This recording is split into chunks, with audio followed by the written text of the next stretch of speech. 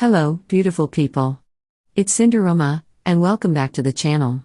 Today on this GB News, we explore another heated debate sparked by the latest addition to Britain's ever-growing collection of performative progressivism, a white privilege test published by The Telegraph and traced back to what was labelled a woke Westminster Council.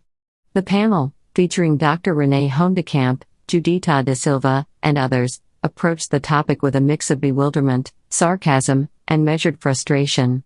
Nana Akua inquired about Renee's score on the test, and Renee promptly revealed her result, revealing that she appears to be quite privileged, apparently, due to the extraordinary advantage of owning a designer handbag. While this was a joke, it subtly mocked the reductive nature of such tests. Judita da Silva landed in the average range, which might simply be a coded way of saying, "Please leave me out of this mess."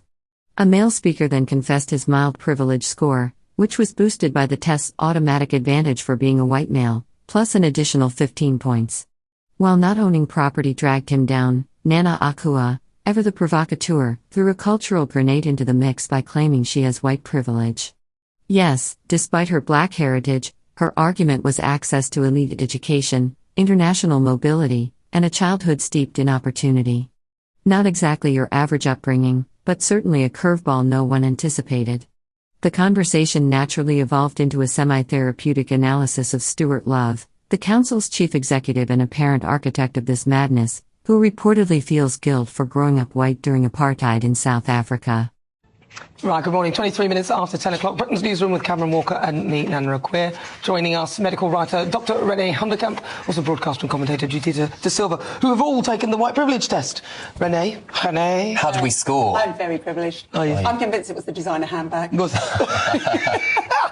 This is the white privilege test, by the way, in the Telegraph, Westminster Woke Council. Judita, did you do the white privilege test? I did, and I'm average. You're average. I'm so neither unprivileged nor privileged. I'm right in the middle. Which is quite funny, really. Yeah. I would say I was slightly above average, but I was at a disadvantage because it's plus 15 points if you're a white male on the off. So there you go. But I do not shop at let's say, some of the high-end supermarkets, and I don't own a property yet either. So yeah, that brought me down a little bit. Oh dear. Yes. So but you're still a white male, so that's the bit where you went askew. Exactly. Oh, yeah. Can I come on, Anna? Do you have white privilege? I think I do. I think I do. Listen, I went to private school run by Nun Sisters of the Holy Sepulchre. First job out of university was Kiss 100, then Capital Radio. Then I worked at the Sky, BBC. I've had my own shows here and there. I went to a private convent school. My parents lived in the States and I flew back and forth for school. I think I have. You really used that whiteness, didn't you? I have. Look at me. How has it fed me like this? My parents, they're both black. Well, the head of this woke council, Stuart Love, who's the chief executive, says he feels guilt for growing up as a white child during the apartheid in South Africa. Well, that's his motivation for doing this. I can understand that. I can understand that because that was specifically an area where there was apartheid, where one was deliberately elevated on another. But he shouldn't bring that here because then you create that situation. And also, why should the other way around? Guilty about something over which he had no control? See, he was a child. I absolutely abhor that excuse for the same reason that he was born there. As a human being, if I see injustice done, I feel compelled to speak up. On the rudimentary level. It doesn't mean you should feel guilty about it. There's a difference. I do feel guilty if I'm walking in this hot dead of winter and I see a homeless person on the street. Empathy overwhelms me and I feel guilt that, oh gosh, I should be more grateful for what I have. Look at what could have been there but for the grace of God. That's not guilt. That's where it comes from. I define it as a kind of guilt. So he's saying that you existed in a country with an unnatural state of existence that wasn't imposed on indigenous people. You should feel guilty. But that's not me saying I feel guilty because we used to send children up chimneys.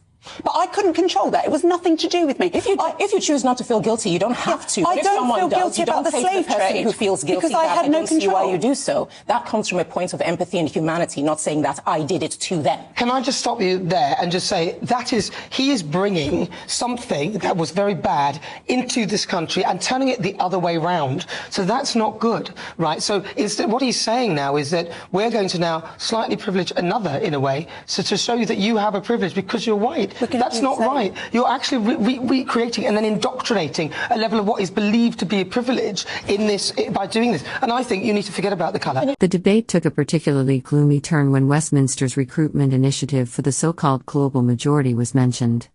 A semantic twist was pointed out: ethnic minorities in Britain are actually majorities globally. While this may be true, the panelists questioned its relevance. Judita and Renee suggested that such terminology could make diversity feel like an exotic petting zoo, strange, performative, and increasingly detached from reality. We live in a society where people are expected to feel guilty for things they have no control over, leading to people walking on eggshells because they're afraid of saying the wrong thing or offending someone.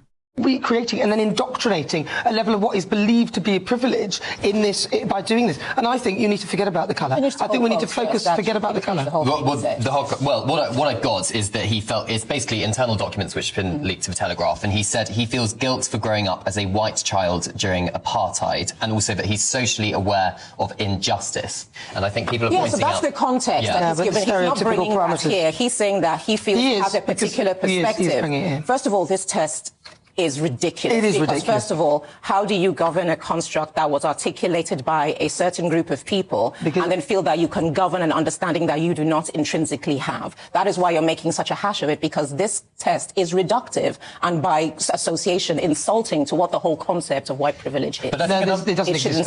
Another point on this is Westminster City Council seeking to boost recruitment of global majority, i.e. looking at the global population as a whole, realising that there is, well, what we would describe in this country perhaps as an ethnic minority, but not so in the context of the global population. Yeah, I think it's just a bit silly. The most explosive segment came when Renee voiced her fears that this ideology, the white guilt cult, could infiltrate schools, indoctrinating white children, especially white boys, who she argued are already the most underprivileged demographic in the country. And that claim, as controversial as it is, wasn't met with the immediate outrage one might expect. Instead, it hung in the air, undeniable in its provocation and difficult to argue without cherry-picking data or resorting to racist rhetoric. It's truly appalling that people have to ignore the underlying issues in society and instead focus on skin color and white privilege as a major problem in society as a whole, causing people to believe that these are significant issues.